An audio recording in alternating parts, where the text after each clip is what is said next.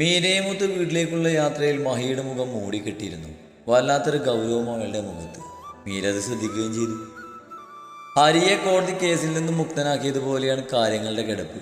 ഹരി ഒരു മാനസിക രോഗിയാണെന്നും ചെറുപ്പത്തിൽ അവനുണ്ടായ ട്രോമ അവൻ്റെ വളർച്ചക്കൊപ്പം വളർന്നു വന്നു. അങ്ങനെ സംഭവിച്ചു പോയ പിഴവുകളാണെന്നും തുടർ ചികിത്സക്ക് ഹരിയെ വിട്ടുകിട്ടണമെന്നും ഒരു റിപ്പോർട്ട് നന്ദൻ സമർപ്പിച്ചു. അതേ തുടർന്ന് കോടതി ഹരിയെ മാനസികാരോഗ്യ കേന്ദ്രത്തിലേക്ക് വിടാൻ ഉത്തരവിട്ടു. ഭ്രാന്തനെ തുറങ്കിലടക്കാൻ നിയമമില്ലല്ലോ. ആ വാർത്ത മഹിയെയും അസ്വസ്ഥനാക്കുന്നുണ്ടായിരുന്നു. അതറിഞ്ഞപ്പോൾ മുതൽ എങ്ങനെയെങ്കിലും മീരയെയും കൊണ്ട് ഹോസ്പിറ്റലിൽ വിടണമെന്ന ചിന്തയിലായിരുന്നു മഹി. എന്താച്ചാ, എന്തെങ്കിലും പ്രശ്നമുണ്ടോ? മുഖം വല്ലാതിരിക്കുന്നു. മീര കാര്യം തിരക്കി. അവളുടെ സമാധാനം കളയേണ്ടെന്ന് കരുതി പറയേണ്ടെന്ന് തന്നെ തീരുമാനിച്ചതാണ്. താനൊരാൾ ഒളിപ്പിച്ചു വെച്ചാലും അവൾ അറിയുമെന്നൊരു ചിന്ത വന്നപ്പോൾ പറഞ്ഞേക്കാം എന്ന് തന്നെ കരുതിയായ ഹരിയെ കോടതി മെന്റൽ ഹോസ്പിറ്റലിൽ തുടരാൻ ഉത്തരവിട്ടു.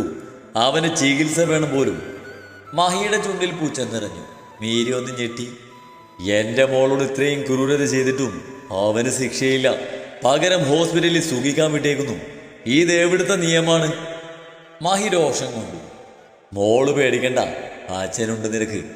ഏത് പുന്നാരമോ വന്നാലും നിന്റെ ഒരു രോമത്തിൽ തൊടില്ല. രക്ഷപ്പെട്ടെന്ന് കരുതി ആഘോഷിക്കുന്നുണ്ടാകുമൻ. കോടതി വെറുതെ വിട്ടാലും ഞാൻ അവനെ വിടില്ല. എൻ്റെ മോളെ തൊട്ടവനുള്ള ശിക്ഷ ഞാൻ തന്നെ നടപ്പാക്കും. മോള് പേടിക്കണ്ട. മോളെ വീട്ടിൽ വിട്ടിട്ട് ഞാൻ നേരെ പോണത് അവനെ കാണാനാ. അവൻ്റെ ചങ്കും പറിച്ചെടുത്തിട്ട് ഞാൻ നിന്റെ മുന്നിൽ വരൂ. അങ്ങനെ ഞാൻ ചെയ്താ ആ നരേന്ദ്രനെ കൂടി തീർത്തിട്ട് ഞാൻ പോകൂ. ഞാൻ അകത്ത് പോയാലും നീ ഇവിടെ സമാധാനത്തോടെ ജീവിക്കണം. അത് മതി അച്ഛന്. മഹി പറഞ്ഞു. അച്ഛന് ഭ്രാന്ത് പിടിച്ചോ? ജനിച്ച് 10-25 വർഷങ്ങൾക്ക് ശേഷം എനിക്കെൻ്റെ അച്ഛനെ കിട്ടുന്നത്. എന്നിട്ട് അതേ അച്ഛനെ ഞാൻ തന്നെ ജയിലോട്ട് വിടണല്ലേ? നടക്കില്ല. ദേ അച്ഛാ, വേണ്ടാത്ത പ്ലാൻ എന്തെങ്കിലും മനസ്സിലുണ്ടെങ്കിൽ ഇപ്പം കളഞ്ഞോണം. മീര അയാളോട് ചൂടായി. കൂടെ പിറന്ന കൂടപ്പിറപ്പ് ചെയ്ത് ദ്രോഹങ്ങളോളം വരില്ലല്ലോ അയാൾ ചെയ്തത്. അയാൾ എന്നെ ശാരീരികമായി വേദനിപ്പിച്ചിട്ടുണ്ട്, പേടിപ്പിച്ചിട്ടുണ്ട്. പക്ഷേ നില ചെയ്തത് വെച്ച് നോക്കുമ്പോൾ അയാൾ ചെയ്തത് എത്രയോ ചെറുതാണ്. മീരയുടെ വാക്കുകൾ മഹിയെ ചൊടിപ്പിച്ചു. എങ്കിലെല്ലാം മറന്ന് അവൻ്റെ ഒപ്പം തന്നെ പോയി ജീവിക്ക്. മഹി ചൂടായി. എന്നല്ല അച്ഛാ, സ്വന്തം ചോര ചെയ്യുന്ന ചതിയോളം നോവില്ലല്ലോ പുറത്തിലുള്ള ദ്രോഹങ്ങൾ. ഞാനിപ്പോൾ എല്ലാം ദൈവത്തിന് വിട്ടിരിക്കുക. എന്നോട് തെറ്റ് ചെയ്തവർക്കൊക്കെ ദൈവം കൊടുത്തു തുടങ്ങിയിട്ടുണ്ട്. അയാൾക്കും കിട്ടും. അവൾ ആശ്വസിപ്പിച്ചു. അങ്ങനെ ദൈവത്തിന് വിട്ടു കൊടുക്കില്ല ഞാൻ അവനെ. കൊല്ലും ഞാൻ ആ നാശിച്ചവനെ.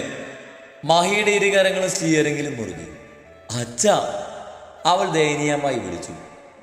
അച്ഛനെ ജയിലിലോട്ട് വിടാൻ വേണ്ടിയല്ല ഞാൻ അവിടെ നിന്ന് രക്ഷപ്പെട്ട് അച്ഛനോടൊപ്പം ജീവിക്കാൻ വന്നത്. നമുക്ക് സ്വസ്ഥമായിട്ട് ഇനിയെങ്കിലും ജീവിക്കേണ്ടേ അച്ഛാ?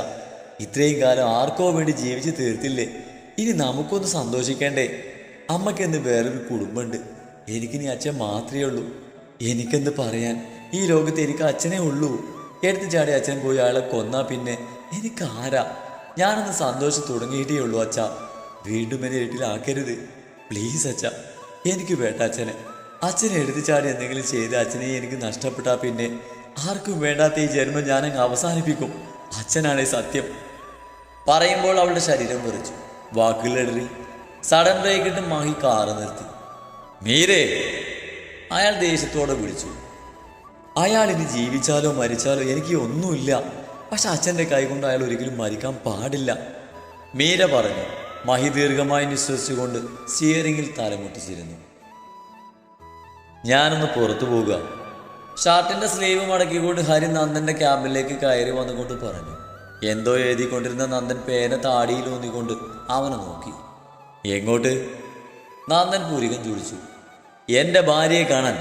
അമ്മാവൻ ഇന്ന് സംസാരിക്കും നാളെ സംസാരിക്കും എന്ന് പറഞ്ഞ് നോക്കി നിന്നാ ഒന്നും നടക്കില്ല.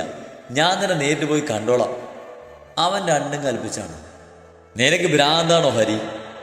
നന്ദൻ ദേഷ്യത്തിൽ ചാടി എണീറ്റു. ഭ്രാന്തായതുകൊണ്ടല്ലേ എന്നെ ഇവിടെ താമസിപ്പിച്ചിരിക്കുന്നത്? അവൻ അലസമായി പറഞ്ഞു. നന്ദനവനെ തുറച്ചു നോക്കി. നിന്നെ ചികിത്സയ്ക്ക് വേണ്ടി ഞാൻ കോടതി ഇങ്ങോട്ട് അയച്ചത്. അപ്പം നീ ഇങ്ങനെ കറങ്ങി തിരിഞ്ഞ് നടന്ന പ്രശ്നമാകും. നീ മീരയെ പോയി കാണുമ്പോൾ അവളെങ്ങാനും നീ ശല്യം ചെയ്യുന്നൊരു പരാതി കൊടുത്താൽ പിന്നെ ഞാനും നീയും തൂങ്ങും. അത് നീ മറക്കണ്ട. നന്ദൻ ദേഷ്യത്തോടെ പറഞ്ഞു. എന്ത് വന്നാലും ഞാൻ നേരിട്ടോളാം. എനിക്കിനി മേലും കീഴും നോക്കാനില്ല. അവൻ പോകാൻ തന്നെ തീരുമാനിച്ചുള്ള നിൽപ്പാണ്.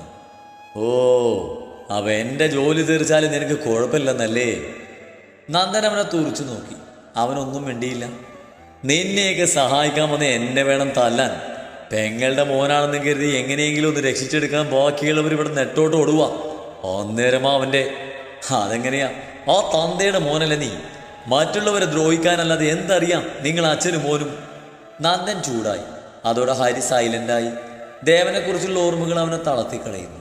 താനും അയാളെ പോലെയാണെന്ന് പറഞ്ഞു കേൾക്കുമ്പോൾ അപമാനഭാരത്താൽ ശിരസ് വല്ലാതെ കുനിഞ്ഞു പോകുന്നു. ദേവൻ എന്ന മനുഷ്യനെ മുന്നിൽ കിട്ടിയ കുത്തിക്കൊല്ലണമെന്ന തീരുമാനം ഒന്നുകൂടെ അവൻ മനസ്സിൽ ഊട്ടിയുറപ്പിച്ചു. അവൻ്റെ മൗനം നന്ദനെയും വിഷമിപ്പിച്ചു. അയാൾ അവൻ്റെ തല കുറിച്ചുള്ള നിൽപ്പ് കണ്ട് ദീർഘമായി നിശ്വസിച്ചുകൊണ്ട് അവന് മുന്നിൽ വന്നു നിന്നു. നിനക്ക് കണ്ടേ പറ്റുമെന്നാണ് സ്വരം മയപ്പെടുത്തിക്കൊണ്ട് നന്ദൻ തിരക്കി. ദൂരെ നിന്നായിരുന്നു കണ്ടാൽ മതി അമ്മാവ, ഒരു ശല്യത്തിനും പോകില്ല. അവളുടെ കൺമുന്നിൽ പോലും പോകില്ല ഞാൻ. ഒരു കൊച്ചു കുഞ്ഞിനെ പോലെ അവൻ തേങ്ങി. അവൻ്റെ മാനസികാവസ്ഥ നന്ദന് മനസ്സിലാകുമായിരുന്നു. താളം തെറ്റിയ മനസ്സുമായി നടന്നവനാണ്. ഇപ്പം അവൻ്റെ മനസ്സിലുള്ള കുറ്റബോധവും ആത്മാർത്ഥമായിട്ടാണെന്ന് നന്ദൻ വിശ്വസിക്കുന്നു. ഹരി എന്ന് മീരയെ സ്നേഹിക്കുന്നു, മറ്റാരേക്കാളും എന്തിനേക്കാളും. കാരണം അവനൊരാൾ ഡിപ്പെൻഡ് ചെയ്യാതെ ജീവിക്കാൻ കഴിയില്ല. സ്നേഹവും കരുതലും പകർത്തു തരാൻ ഇത്രയും കാലം അച്ഛനുണ്ടായിരുന്നു. ഇന്നതില്ല. ഇനി ഈ ഭൂമിയിൽ തനിക്ക് സ്വന്തമെന്ന് പറയാൻ താലി കെട്ടിയ ഭാര്യ മാത്രമേ അവനുള്ളൂ. അവളുടെ സ്നേഹവും കരുതലും കൊതിക്കുന്നൊരു മനസ്സ് അവൻ്റെ ഉള്ളിലുണ്ട്. മീരയുടെ സ്ഥാനത്ത് അവൻ തൻ്റെ പെറ്റമ്മയാണ് കാണുന്നത്. അന്ന് അവൾക്ക് രക്ഷപ്പെടാൻ കഴിഞ്ഞില്ലായിരുന്നുവെങ്കിൽ തൻ്റെ പെറ്റമ്മയുടെ വഴി തന്നെ അവളും തിരഞ്ഞെടുക്കുമായിരുന്നെന്ന് ഇടയ്ക്കൊക്കെ അവൻ ചിന്തിക്കും. അവൻ അവളോട് ചെയ്തു കൂട്ടിയതൊക്കെ അവനിങ്ങനെ ഓർത്തു നോക്കും. അപ്പോൾ വല്ലാതെ സ്നേഹം തോന്നും ആ നിസ്സഹായ പെണ്ണിനോട്. വാ. കുറച്ചു നേരത്തെ മൗനത്തിനൊടുവിൽ നന്ദൻ അവനെ പിടിച്ച് പുറത്തേക്ക് നടന്നു. അവൻ വിടർന്ന മുഖത്തോടെ ഒരു കൊച്ചു കുഞ്ഞിൻ്റെ ഉത്സാഹത്തോടെ നന്ദനെ പിറകെ ചെന്നു. നേരെ പോയത് മഹിയുടെ കമ്പനിയിലേക്കാണ്. മഹിയോ മീരയോ തന്നറിയുന്ന ആരെങ്കിലുമോ പെട്ടെന്ന് തിരിച്ചറിയാതിരിക്കാൻ മുഖം മറച്ചുകൊണ്ടാണ് ഹരി കാറിൽ നിന്ന് ഇറങ്ങിയത്. റിസപ്ഷനിൽ ചെന്ന് അന്വേഷിച്ചപ്പോൾ മീര സ്ഥലത്തില്ലെന്നാണ് അറിയാൻ കഴിഞ്ഞത്. ഇപ്പോൾ നിനക്ക് വിശ്വാസമായില്ലേ? കുറച്ച് ദിവസമായി ഞാൻ ആ കുട്ടിയെ കാണാൻ കയറിയിറങ്ങി നടക്കുന്നു.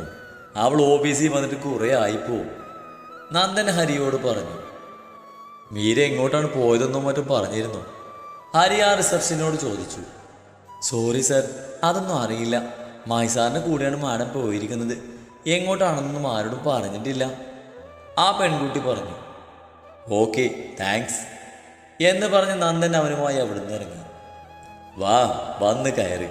കുറച്ച് ദിവസം കൂടെ കഴിഞ്ഞിട്ട് ഒന്നുകൂടെ നോക്കാം, നന്ദൻ പറഞ്ഞു. ഹരിവേലിങ്ങനെ തലയാട്ടി. നമുക്ക് അവളുടെ വീട് വരെ ഒന്ന് പോയാലോ? ഹരി ചോദിച്ചു. നന്ദൻ ഞെട്ടിപ്പോയി.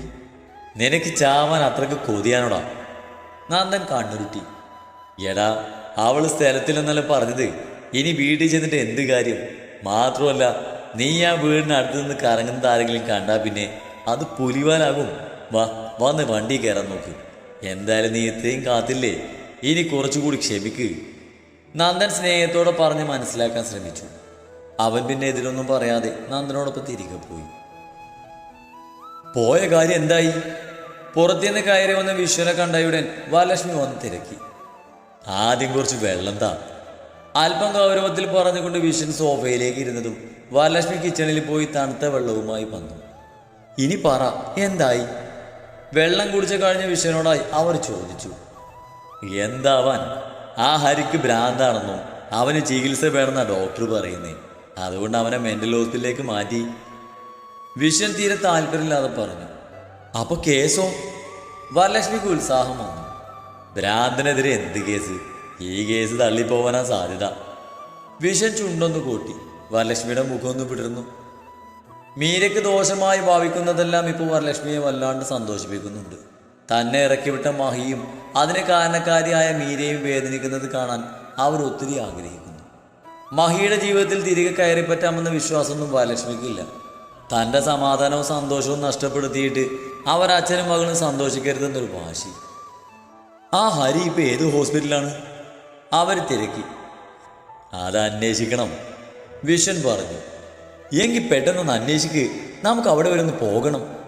വരലക്ഷ്മി എന്തൊക്കെയോ മനസ്സിൽ തീരുമാനിച്ചുറപ്പിച്ചിരുന്നു. എന്തിന്? വിശ്വൻ്റെ കണ്ണുകൾ കുറുക്കി. എനിക്ക് ഹരിയൊന്ന് കാണണം. ആ നോട്ടം മേശാത്ത മട്ടിൽ വരലക്ഷ്മി പറഞ്ഞു. അതാ ഞാൻ ചോദിച്ചത്, എന്തിനാണെന്ന്? വിശ്വൻ ദേഷ്യത്തോടെ ചോദിച്ചു. അത് അവിടെ എത്തുമ്പോൾ അറിയാലോ. ഏട്ടൻ പെട്ടെന്ന് അന്വേഷിക്ക്. ഏട്ടൻ കൂടെ വന്നില്ലെങ്കിലും ഞാൻ അന്വേഷിച്ച് കണ്ടുപിടിക്കും. അതും പറഞ്ഞ് വരലക്ഷ്മി അകത്തേക്ക് കയറിപ്പോയി. വിഷന് ദേഷ്യം വന്നു. ഒന്നാമതേ ധ്രുവനെ കാണാത്ത ടെൻഷനിലാണ് അയാൾ. അന്ന് മധുവുമായി ഇടയ്ക്ക് ഇറങ്ങിപ്പോയതാണെന്ന്. ഇത്ര ദിവസമായിട്ടും അവനൊരു വിവരവും ഇല്ല. ഫോണും സ്വിച്ച് ഓഫാണ്. അന്വേഷിക്കാൻ ഇനി ഒരിടവും ബാക്കിയില്ല. സുഹൃത്തുക്കളുടെ വീട്ടിലൊക്കെ പോയി അന്വേഷിച്ച് നോക്കിയെങ്കിലും ഫലമുണ്ടായില്ല. മധുവും വാശിയിലാണ്. എങ്കിലും മകനെ കാണാതെ അവിടെ ഉള്ളിപ്പിടയുന്നുണ്ട്. പക്ഷേ തനിക്ക് വെറുക്കപ്പെട്ട ഒരുവൾക്ക് വേണ്ടി തന്നെ ആക്ഷേപിച്ച മകനെ ഓർത്ത് ആർക്കു മുന്നിലും വേദനിക്കില്ല എന്ന വാശിയിലാണ് മധു. എന്നാൽ വിശ്വൻ അതിന് കഴിയില്ലല്ലോ. ഒരു വശത്ത് വരലക്ഷ്മിയുടെ ശല്യം, മറുവശത്ത് മകനെ കാണാത്ത ദുഃഖം. ഇതിനൊക്കെ പുറമെ എന്ന് വിവാഹം നടത്തണമെന്ന് ചോദിച്ചുള്ള വിജയുടെ വീട്ടുകാരുടെ പിടിയും.